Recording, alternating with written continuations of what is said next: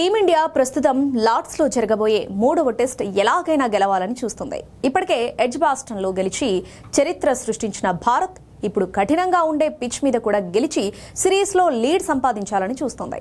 అయితే ఈ సిరీస్ కు వాడుతున్న బాల్స్ పై రిషబ్ పంత్ ఆవేదన వ్యక్తం చేశాడు.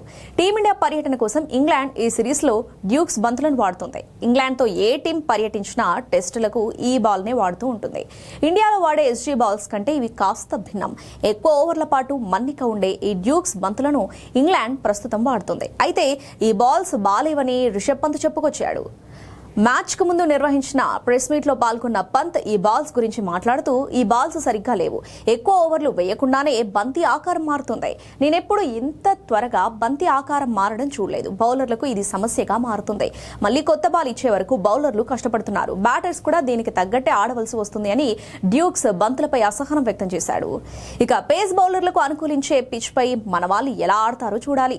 ఇక ఇంగ్లాండ్ టీం జోఫ్రా ఆర్చర్ ను ఈ టెస్ట్ లోకి తీసుకుంది. బ్యాడ్ రికార్డున్న లార్డ్స్ లో గిల్ సేన మరో విజయాన్ని నమోదు చేస్తుంది అంటారా?